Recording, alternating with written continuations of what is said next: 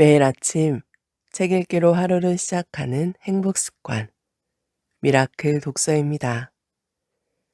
오늘 함께 읽어볼 책은 될 일은 된다. 내맡기기 실험이 불러온 엄청난 성공과 깨달음. 마이클 싱어 지음, 김정은 옮김, 정신세계사에서 펴낸 책입니다. 서문. 삶은 내가 원하는 대로 펼쳐지는 법이 없다. 잠시 멈춰 생각해보면 절대적으로 맞는 말이다. 삶은 무병광대해서 사실 우리에겐 삶에서 벌어지는 사건들을 통제할 힘이 없다는 것이 자명한 사실이다. 우주는 자그마치 138억 년 동안 존재해왔다. 세상의 흐름을 결정짓는 과정은 우리가 태어났을 때 시작된 것도 아니요, 우리가 죽는다고 끝날 일도 아니다. 그런 면에서 본다면 매 순간 우리 눈앞에서 펼쳐지고 있는 일들은 실로 어마어마한 현상이다. 그건 수십억 년간 서로 얽히고 설키며 작용해온 모든 힘들의 최종 산물이 아닌가? 우리 주변에서 벌어지고 있는 일은 손톱만큼도 우리 책임이 아니다. 그런데도 우리는 이런저런 일이 일어나야 한다며 끊임없이 결정하고 통제하려 든다. 그러니 그토록 긴장과 불안과 두려움에 시달리는 것도 놀라운 일이 아니다. 우리는 모두가 실제로 세상 만사가 자신의 뜻대로 굴러가야만 한다고 믿고 있다. 내 앞에 놓인 것이 그 모든 창조력들이 지어낸 자연스러운 산물이라고는 생각지 못한다. 우리는 언제나 눈앞에서 펼쳐지는 현실보다 마음의 생각에 우선권을 준다. 우리가 하는 말은 대개가 이런 식이다. 오늘은 캠핑 가는 날이니까 비가 안 오는 게 좋겠어.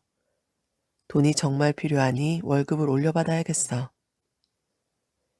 어떤 일은 일어나야 하고 어떤 일은 일어나지 말아야 한다는 이 대담한 주장에 과학적 근거가 전혀 없다는 사실을 당신은 알아차렸는가? 이것은 순전히 마음이 만들어낸 개인적 호불호에 근거한 것일 뿐이다. 우리는 자기도 모르게 매사에 이런 식으로 행동한다. 자신의 호불호에 따라 세상이 달라져야 한다고 진짜로 믿고 있는 것처럼 말이다. 이렇게 살자면 삶이 극도로 힘들어진다.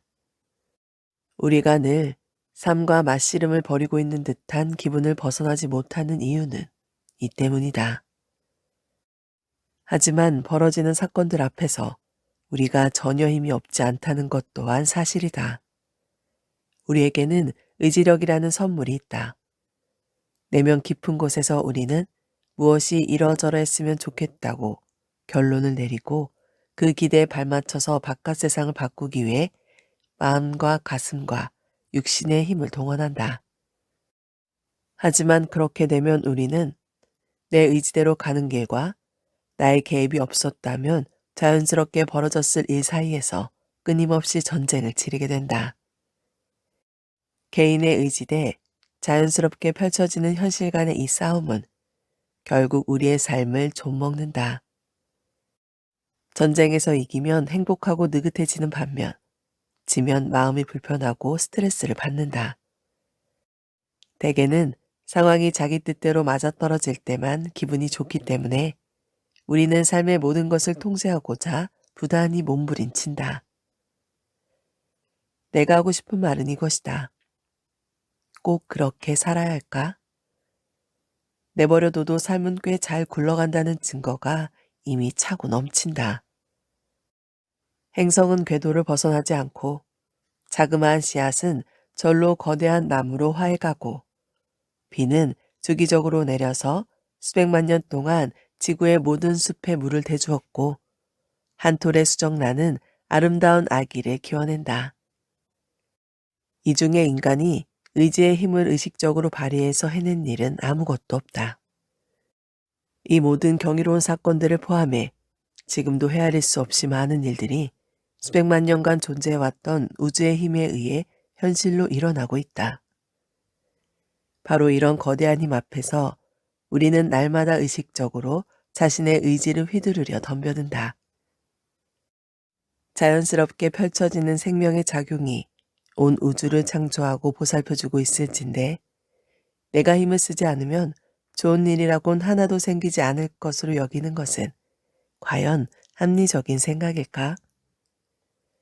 이 책은 이 흥미로운 질문에 대한 본격적인 탐구다. 이보다 더 중요한 질문이 어디에 있을까? 생명이 호련히 DNA 분자를 만들어내고 인간의 두뇌까지도 창조해낼 수 있었다면 우리는 어찌하여 모든 것을 제 손으로 통제해야만 한다고 생각하는 것일까? 삶에 조금 더 멀쩡한 정신으로 다가가는 길이 분명히 있을 것이다. 가령 삶에 대항하는 대신 그 흐름을 존중하고 자신의 자유의지로서 그 속으로 뛰어든다면 어떤 일이 일어날까? 저절로 펼쳐지는 삶의 질은 어떠할까? 무질서하고 의미 없는 사건이 무작위로 일어날까? 아니면 우주의 완벽한 질서와 의미가 우리의 일상 속으로 강림할까? 내가 벌인 한 놀라운 실험은 바로 이런 생각에서부터 비롯됐다. 이 실험의 핵심은 아주 간단한 하나의 질문이다. 마음속에 현실의 대안을 지어내놓고 그것을 내 것으로 만들기 위해 현실과 싸우는 게 나을까? 아니면 내가 원하는 바는 내려놓고 완벽한 우주를 창조해낸 그 힘에 내맡기는 게 나을까? 이 실험은 속세를 떠나자는 것이 아니다. 오히려 삶 속으로 뛰어들어 더 이상 개인적인 욕망과 두려움에 좌지우지 되지 않는 자리에서 살자는 것이다. 더 나은 이름이 없었기 때문에 나는 이것을 내맡기기 실험이라고 불렀다. 그리고 지난 40년간 나는 삶에서 자연스럽게 일어나는 사건들이 나를 어디로 데려가는지를 최선을 다해 지켜보았다. 그 40년간 일어났던 일은 경이롭다는 말로도 부족하다. 삶이 산산조각 나기는커녕 오히려 완전히 반대의 상황이 벌어졌다. 한 가지 일이 자연스럽게 다른 일과 맞물리면서 삶은 내가 전혀 상상하지 못했던 여정으로 나를 인도했다. 이것은 그 여정에 관한 책이다. 누군가가 과감하게 자신을 내려놓고 삶의 흐름을 신뢰했을 때 어떤 일이 벌어졌는지를 독자 여러분도 경험할 수 있게 되길 바란다. 하지만 한 가지 분명하게 짚고 넘어가야 할 것이 있다. 여기서 말하는 내맡기기란 의지 없이 넋놓고 사는 것을 의미하지 않는다. 40년에 걸친 나의 이야기는 결국 내가 하고 싶은 일이 아니라 삶이 펼쳐내는 일들을 안내자로 삼아 내 의지를 발휘했을 때 일어난 일들에 대한 이야기다. 주변에서 자연스럽게 펼쳐지는 힘에 자신의 의지를 동조시켰을 때 깜짝 놀랄 만큼 강력한 결과가 나온다는 것이 나의 개인적인 경험이다. 이 엄청난 실험의 소산을 효과적으로 나눌 수 있는 유일한 방법은 내가 과연 어떻게 이런 식의 삶을 살게끔 이끌렸는지를 보여준 다음 당신도 내가 한 것과 같은 여행을 경험하도록 하는 것이다. 앞으로 펼쳐질 이야기에서 당신이 보게 될 것은 당연히 당신의 것과는 매우 다른 삶의 경험이다. 이 이야기를 여러분과 나누려는 이유는 단 하나. 우리 인간에게는 서로의 경험을 통해 배울 수 있는 탁월한 능력이 있음을 알기 때문이다. 꼭 내가 살았던 방식대로 살아야만 나에게 일어났던 일을 경험할 수 있는 것은 아니다. 내 앞에 펼쳐진 예상치 못한 사건들은 내 인생만 바꿔놓은 것이 아니었다. 삶을 바라보는 시선 역시 완전히 바뀌었고 그 결과 내 내면에는 깊은 평화가 깃들었다. 바라건대 나의 내맡기기 실험에 관한 이 이야기가 당신 역시 더욱 평화롭고 조화로운 삶을 살 수 있도록 우리 주변에 펼쳐진 경이로운 완벽함을 더욱더 누릴 수 있도록 부추겨 주기를. 제2부 위대한 실험이 시작되다. 일생의 실험. 그때까지 내면의 자유를 향한 나의 여정은 모두 명상을 중심으로 돌아갔다. 나는 깊은 평화와 고요를 한껏 맛보기 위해 명상을 통해 내면으로 들어갔다. 그것은 효과가 있었다.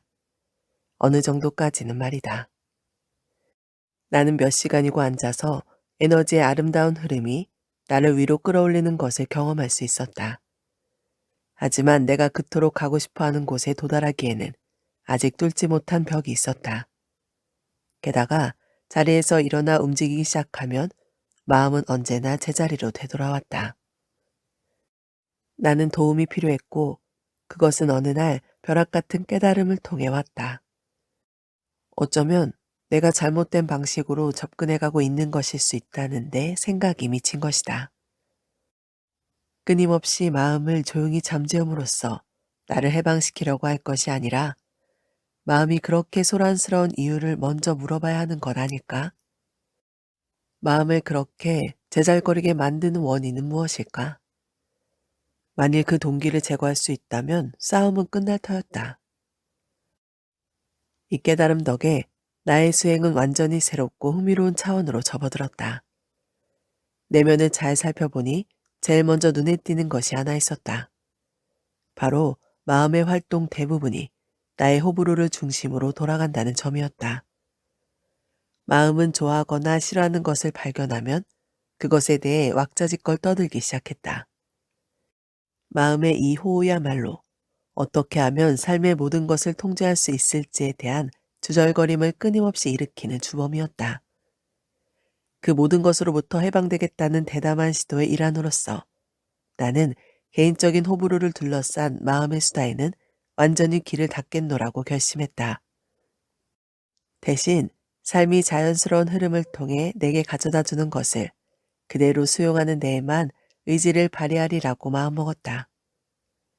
이런 관점의 변화가 어쩌면 내면의 소란을 잠재울 수 있을지도 몰랐다. 수행은 아주 간단한 것으로부터 시작했다. 바로 날씨였다. 비가 오면 툴툴대지 않고 그저 비가 내리나 보다 하는 것이, 해가 쨍쨍하면 툴툴대지 않고 그저 쨍쨍한가 보다 하는 것이 정말 그렇게 어려운 일일까?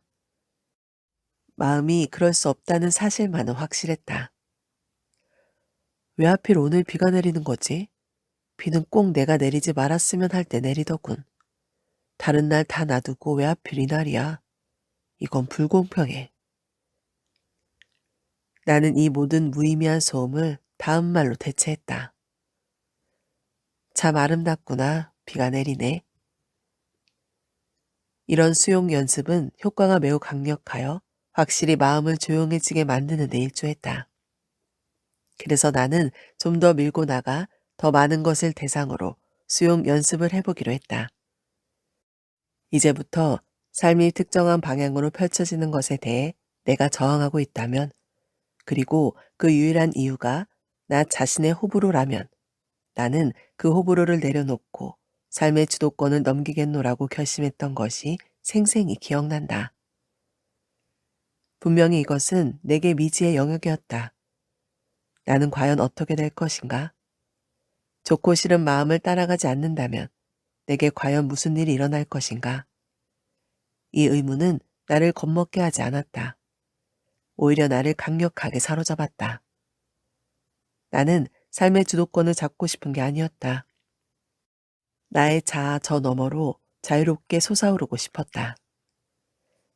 나는 이것을 하나의 위대한 실험으로 바라보기 시작했다.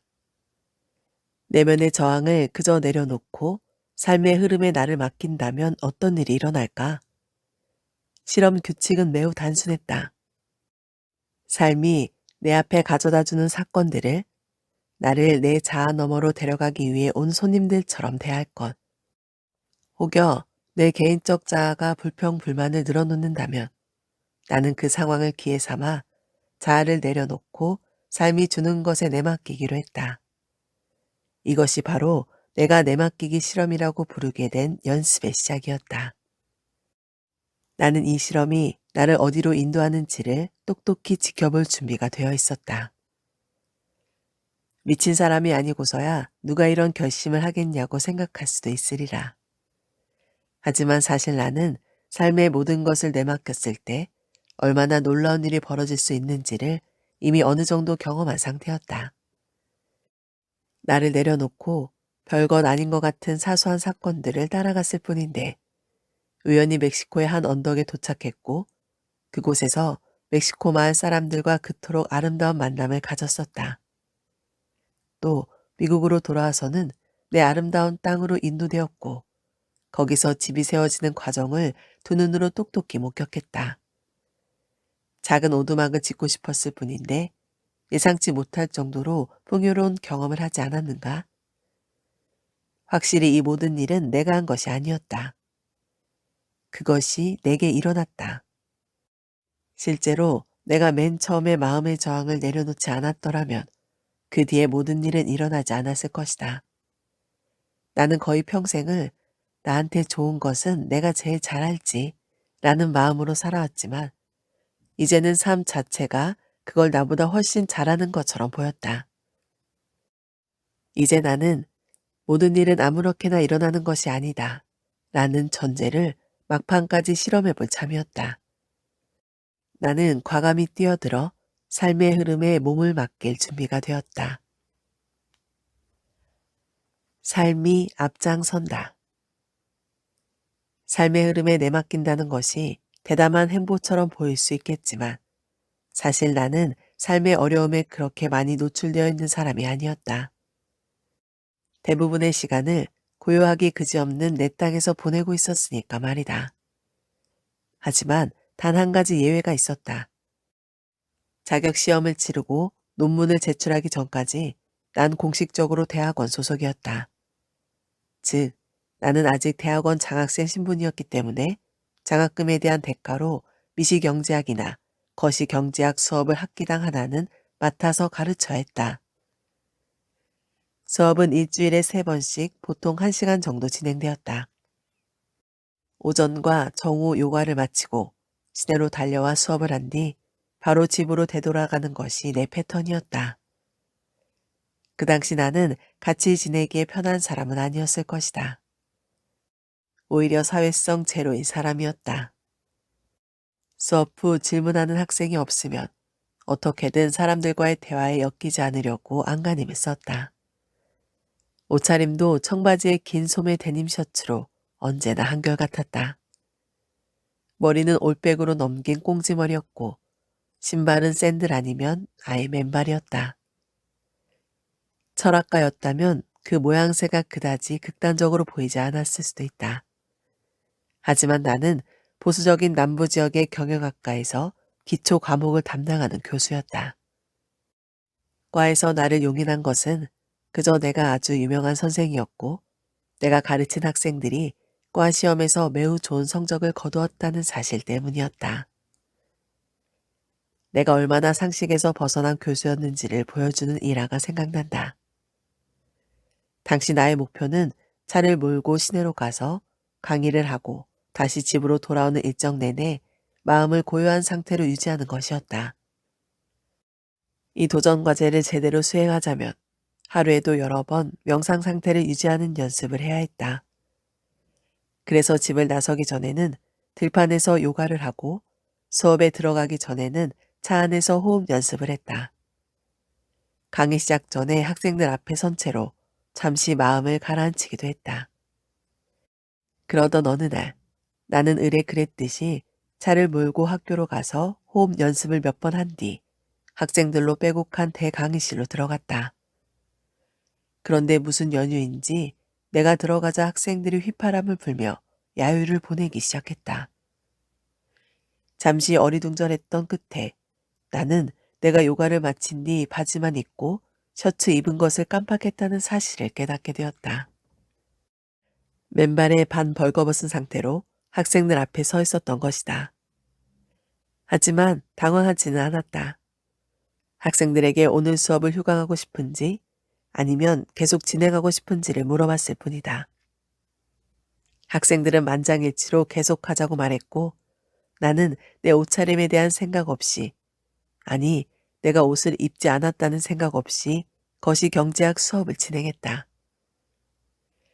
엄격한 명상 생활을 고수하는 가운데 몇 달의 시간이 흘렀다. 원래 이 기간은 박사 자격시험 준비를 위해 주어진 시간이었다. 하지만 말할 것도 없이 나는 책 한 권 펴보지도 않았고 펴보고 싶은 마음도 없었다. 내 인생에 더 이상 공부는 없었다. 아니, 없다고 생각했다. 하루는 경제학 수업을 마치고 나가는데 고품한 박사가 복도에서 나를 부르더니 할 얘기가 있다고 말했다. 내 머릿속 목소리는 즉시 넌 이제 큰일 났어 라고 말했다. 아직 학장으로 재직하고 있던 그분의 귀에 반나치 사건이 들어간 게 틀림없었다. 하지만 늘 그랬던 것처럼 내 목소리는 틀렸다. 고프만 박사는 델러웨시 주지사 사무실에서 전화 한 통화를 받았다며 이야기를 시작했다. 알고 보니 윗선에서 플로리다를 대표할 수 있는 지방대학을 개인지비례 하나 설립할 결심을 한 모양이었다. 그러기 위해서는 교육 부분은 물론이고 기금 마련과 재정관리 역시 도맡을 수 있는 뛰어난 인재가 필요했다. 이를 염두에 두고 위원회는 새롭게 리모델링하는 산타페 지방대 학장으로 플로리다주의 유명한 은행가 한 명을 임명했다. 고프만 박사가 이야기하는 내내 내 마음은 이렇게 말했다. 왜 이걸 나한테 얘기하시지? 나랑 무슨 상관이 있어서? 난 지금 집에 가야 하는데. 나는 곧 답을 얻었다. 플로리다 법에 따르면 지방대학장은 박사학위를 꼭 소지해야 하는데 위원회가 선임한 은행가 앨런 로버트슨에게는 박사학위가 없었다. 그래서 그들은 어떤 결정을 내렸을까? 그가 박사학위를 취득할 수 있도록 그와 학문적 배경이 유사한 성격 좋은 박사 과정생 한 명을 그에게 붙여주기로 했단다. 그리고 참으로 놀랍게도 그들이 선택한 박사 과정생은 바로 나였다. 내 머릿속 목소리는 노발대발했다. 나는 그것이 고래고래 소리 지르는 것을 지켜보았다. 안 돼. 나 그런 거 못해. 이제 대학과의 인연은 끝났단 말이야. 나는 수행에 전념하고 싶어. 옛날에 보던 경제학 책을 다시 꺼내는 일은 절대 없을 거야. 공부와의 인연은 이제 끝났다고. 이 모든 저항의 한가운데에서 나는 삶이 가져다주는 모든 일에 자신을 내맡기겠다고 했던 내 최근의 맹세를 떠올렸다. 내가 지켜보는 머릿속 목소리는 영적인 조언가가 아니었다. 그것은 나의 영적 짐이었다. 짐덩어리를 내 삶의 운전석에서 쫓아버릴 절호의 기회가 온 것이다. 고프만 박사는 내 대답을 기다렸다. 하지만 승낙의 말이 차마 입술에서 떨어지지 않았다. 그러나 마침내 나는 내가 큰 소리로 알겠습니다. 기꺼이 도와드리죠. 그분의 과외 선생이 되겠습니다. 라고 말하는 것을 들었다. 바로 그 순간 주사위는 던져졌다. 내맡기기의 위대한 실험이 본격적으로 시작된 것이다. 내 인생의 주도권은 더 이상 내 손에 있지 않았다. 보이지 않는 손을 따라 미지의 세계로. 1972년 봄, 내 의도는 아니었으나 어쨌든 나는 박사과정과 자격시험을 모두 통과한 사람이 되었다. 박사 논문을 쓰는 일만 남아 있었다. 하지만 그럴 일은 절대로 없을 것이라고 생각했기 때문에 논문에 대해서는 두 번 생각하지 않았다. 내 삶은 명상과 요가가 전부였다. 수행은 상당한 진전을 보였지만 그래도 나는 여전히 뭔가가 미진하다고 느꼈다. 크리아 요가에 답이 있다는 생각이 점점 커졌다. 크리아 요가는 요가난다가 가르친 특별한 명상법인데 문제는 이 요가에 입문하려면 1년 동안 통신 강의록 수업을 받아야 한다는 점이었다. 나는 크리아 요가에 좀 더 일찍 입문할 수 없는지 자아실현 동지회에 문의해 보기로 했다.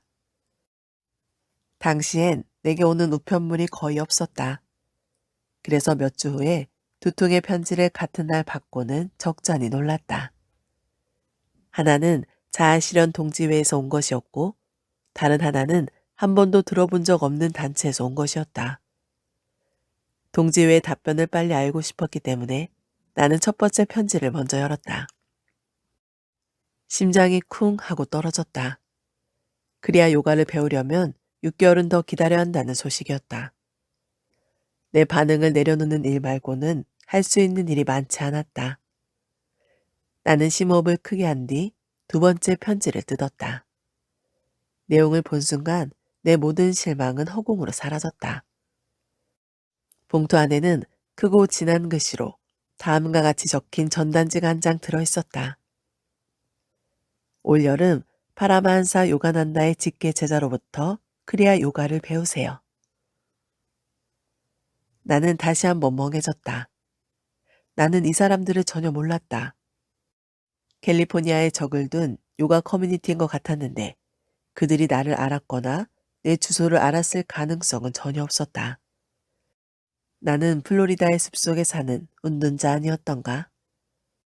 완벽하게 얽혀있는 이 두 통의 편지가 어떻게 똑같은 날 내 우편함에 들어있는 것일까? 이 흥미로운 의문에 대한 답과는 별개로 그의 여름 내가 어디를 가야 하는지만은 확실해졌다. 나는 캘리포니아 북부에 위치한 영성 공동체로 갈 것이었다. 이렇게 대놓고 주어지는 안내라면 어렵지 않게 따라갈 수 있다. 하지만 서쪽으로의 모험을 떠나기 전 삶의 주도권을 내맡기겠다는 내 맹세는 몇 번의 도전을 더 맞이하게 될 것이었다. 편지 사건이 있은 후 얼마 안 있어 고프만 박사가 내게 연락하여 앨런 로버트슨이 나를 찾더라고 전해주었다. 우리 두 사람 모두 시험을 통과한 이후로는 한동안 만나지 않고 있던 참이었다.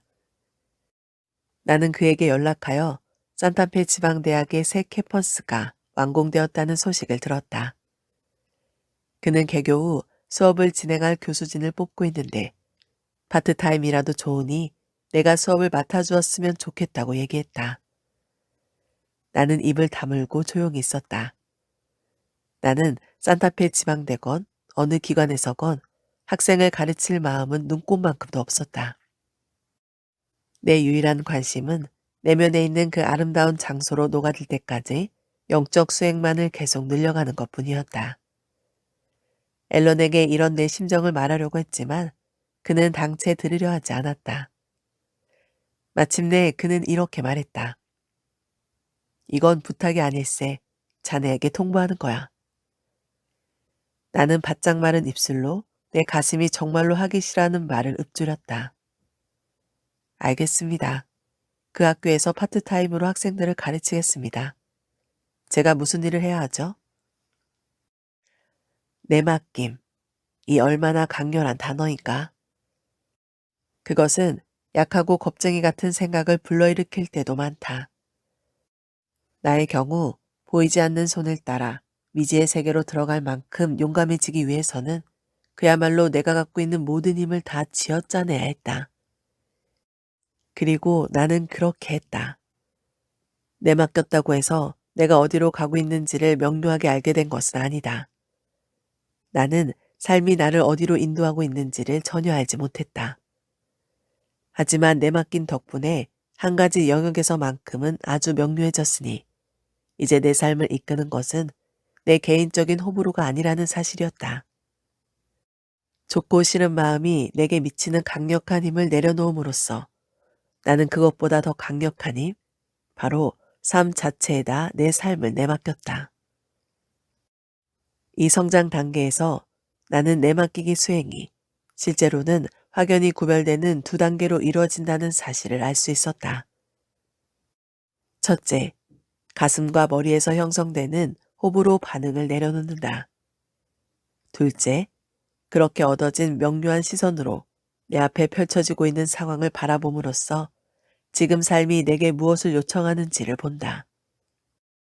호불호의 반응에 영향받지 않는다면 당신은 무엇을 하겠는가? 그 심오한 안내를 따라가다 보면 삶은 개인적인 호호를 따를 때와는 매우 다른 방향으로 나아갈 것이다. 그것만은 분명하게 말할 수 있다. 이 깨달음은 내 영적인 삶과 세속적인 삶 모두의 굳건한 기반이 되었다. 오늘 미라클 독서는 여기까지 읽도록 하겠습니다. 오늘도 함께 해주셔서 감사합니다.